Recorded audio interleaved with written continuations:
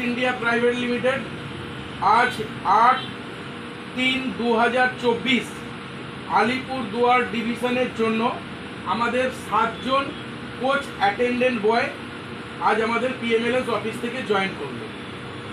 তো আমি কিছু কথা বলতে চাই। আমাদের এইটা ভিডিও করাটা একটা রুলস এবং নিয়মের মধ্যে পড়ে। এই ভিডিও কেন করা হয়, কি কারণে করা হয়, সেটা আমি ব্যাখ্যা করে দিচ্ছি।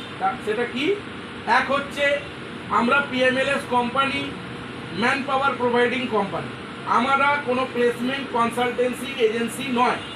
আমাদের এখান থেকে কোনো রকম চাকরি দেওয়া হয় না।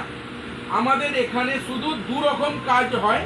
একটা হচ্ছে আমাদের রেলওয়েতে এসি কোচ অ্যাটেন্ডেন্ট বয় পোস্টে বেডরোল সার্ভিসের, আর একটা হচ্ছে রেলওয়েতে ওবিএইচএস সেকশন মানে অনবোর্ড হাউসকিপিং সার্ভিস। এছাড়া আমাদের এই কোম্পানি থেকে কোনো রকম গভর্নমেন্ট চাকরি দেওয়া হয় না, বা কোনো রকম প্লেসমেন্টের চাকরি দেওয়া হয় না, বা চাকরি দেওয়ার জন্য কোনো টাকাও নেওয়া হয় না। আমাদের এই বেডরোল সার্ভিস বা এই হাউসকিপিং সার্ভিস যারা রেলওয়ে কন্ট্রাক্টর হয়, টেন্ডার হয়, তাদের সঙ্গে পিএমএলএস এর মার্চ করে পিএমএলএস কি করে, ম্যান পাওয়ারের দায়িত্বটা নেয় এবং সেই ম্যান পাওয়ারগুলো প্রোভাইড করে পিএমএলএস কোম্পানি, এবং তার সম্পূর্ণ দায় দায়িত্ব থাকে পিএমএলএস কোম্পানির হাতে। এই জন্য এই ভিডিও আমরা করে নিই, যাতে আগামী দিনে কোনো ক্যান্ডিডেটকে আমরা ভুল বুঝিয়ে এনেছি কিনা বা সঠিক কথা বলে তাকে কাজে ঢোকাচ্ছি কিনা, এই ব্যাপারগুলো প্রুফ রাখার জন্য এই ভিডিও। এই ভিডিও আমাদের সোশ্যাল মিডিয়াতেও থাকে, এই ভিডিও আমাদের রেলের ঘরে যে টেন্ডার আছে টেন্ডারেও থাকে। এই হচ্ছে সিস্টেম। আমি কিছু কথা আজকে বলে নেবো তোমাদের সাথে। প্রথমত আমি তোমাদেরকে প্রশ্ন করছি, তোমরা যে চাকরি করার জন্য এখানে এসেছো, বেডরোল সার্ভিসের কাজের জন্য যে এসেছো আলিপুরদুয়ার ডিভিশনের জন্য, তো তোমরা এখানে গভর্নমেন্ট সার্ভিস চাকরি শুনে এসেছো না প্রাইভেট সার্ভিস চাকরি শুনে এসেছো? এই চাকরিটা পুরোপুরি প্রাইভেট চাকরি, কোনো রকম গভর্নমেন্ট সার্ভিস চাকরি এটা নয়। আচ্ছা, এই কাজের জন্য তোমাদের যে স্যালারি বলা আছে 16,500 কেটে হাতে পাবে 15,000, মানে পার ডে কত টাকা করে? 500 টাকা করে পার ডে হিসেবে। যতদিন ডিউটি করবে তত ইন্টু 500 টাকা। থাকার জন্য জায়গা কোম্পানি তোমাদেরকে ফ্রিতে প্রোভাইড করবে। আচ্ছা, এছাড়া খাওয়া দাওয়া কি বলেছি, খুব কম খরচে 200 টাকার মধ্যে তোমরা ট্রেনের মধ্যে আসা এবং যাওয়াতে 4 দিন খাওয়া দাওয়া পেয়ে যাবে, বলেছি তো? আচ্ছা, এছাড়া তোমাদেরকে কি বলা আছে, কাজটা কি, বেডরোল দেওয়া, আর বেডরোলটা টাইমের মধ্যে ফেরত দেওয়া। প্যাসেঞ্জার যখন আসবে তাকে বেডরোলটা দিতে হবে, আর প্যাসেঞ্জার যখন নামবে বেডরোলটা আমাদেরকে টাইম মতন ফেরত দিয়ে দিতে হবে। যাতে আমাদেরকে সতর্ক থাকতে হবে যাতে কোনো মাল চুরি না হয়ে যায়। যদি কোনো কারণবশত একটা দুটো মাল চুরি হয়ে যায় তাহলে সঙ্গে সঙ্গে কোম্পানিকে ইনফর্ম করতে হবে এবং আমাদেরকে এসে তার ব্যবস্থা করতে হবে। ডিউটি থেকে এসে কোম্পানির সঙ্গে কথা বলে সেটা সেটেল করে নিতে হবে, যাতে আগামী দিনে আমার মাইনে থেকে লোকসান না হয়ে যায়। বোঝাতে পারলাম? বলা আছে তোমাদের?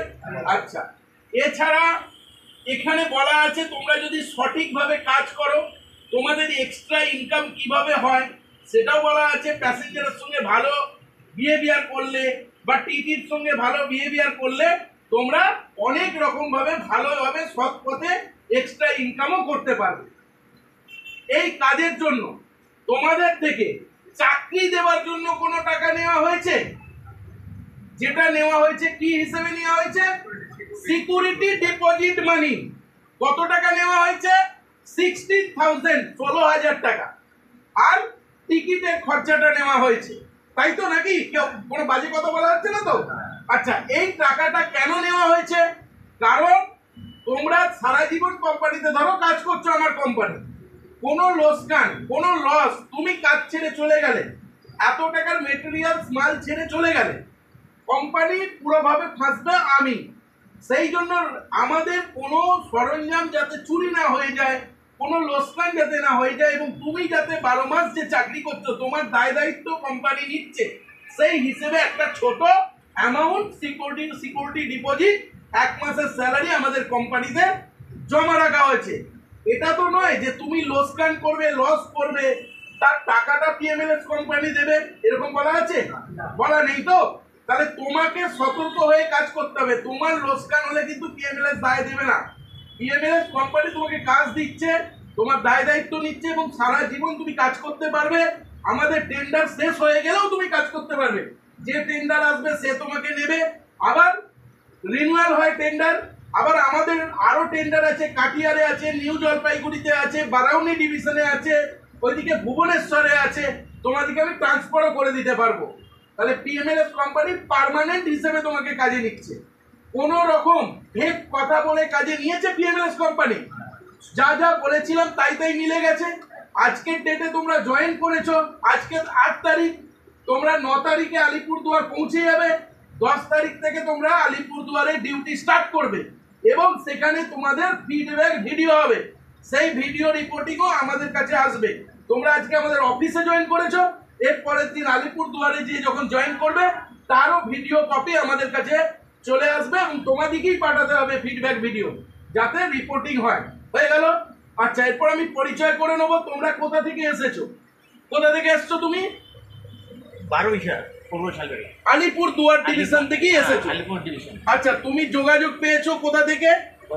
ফেসবুক থেকে। আচ্ছা, তোমরা ইউটিউব দেখেছো, ফেসবুকে অ্যাড দেখেছো, ওখান থেকে তুমি যোগাযোগ পেয়ে আমার কোম্পানিতে এসেছো। তোমার নাম কি? আচ্ছা, তোমার নামটা জিজ্ঞাসা করো না। গিরিশ ওরাও। গিরিশ ওরাও, আলিপুরদুয়ারে থাকো তুমি? আচ্ছা, তার মানে তুমি অত দূর থেকে এখানে কাজে জয়েন করতে এসছো? আমি একটি উত্তর 24 পরগনা অশোকনগর থেকে। তুমি উত্তর 24 পরগনা অশোকনগর থেকে এসছো। তোমার নাম নিহার রঞ্জন পাল ব্যাপারী। নিহার রঞ্জন ব্যাপারী। আচ্ছা, তোমার নাম? বাবলু নন্দী।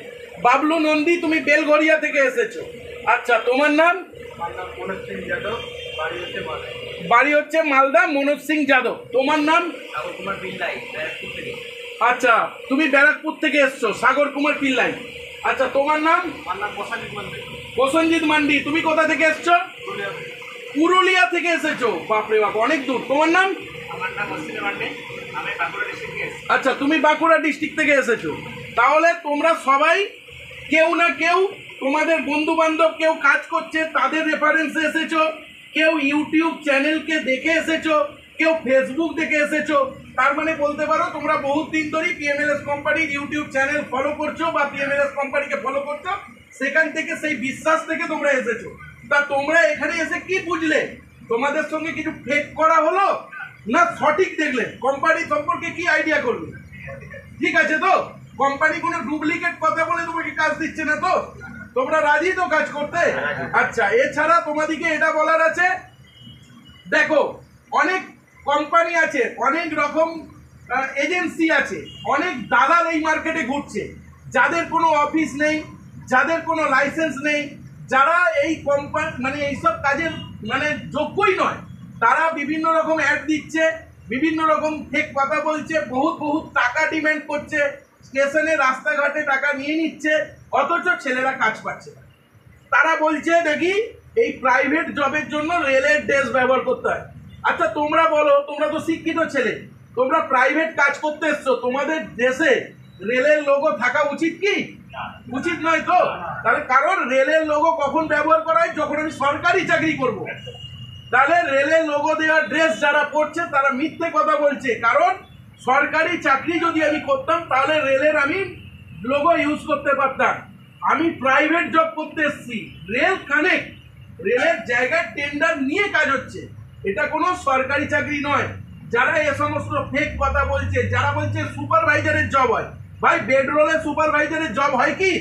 হয় না। বেডরোল সার্ভিসটাই হচ্ছে শিক্ষিত ছেলেদের কাজ, যেটা দেখে প্যাসেঞ্জারকে সমস্ত মেনটেন করতে হয়, টিকিট দেখতে হয়, টিটিদের সঙ্গে থাকতে হয়, সমস্ত রকম। সুতরাং এর জন্য সুপারভাইজার আলাদা করে হয় না। বুঝতে পারলাম? তাহলে এইখানে পুরো ডাউট ক্লিয়ার হয়ে গেল। যে সমস্ত এই সমস্ত এজেন্সি বা যারা দালাল আছে, যারা এই ফেক কথা বলে কাজ করছে, তাদের থেকেও আমি বলবো সমস্ত ছেলেদেরকে সাবধান হতে। আর এই কাজের জন্য কোনো টাকা পয়সা দিয়ে চাকরি হয় না, এটা একটা সিকিউরিটি ডিপোজিট নেওয়া হয়। এখন সিকিউরিটি ডিপোজিট দেখবে সব কোম্পানিই রাখে। একটা সিকিউরিটি গার্ডেরও কোম্পানিতে যাও, সেও দেখবে 6,000 7,000 টাকা ড্রেসের জন্য কেটে রাখে। কেন রাখে? কারণ তার যাতে লোকসান না হয়।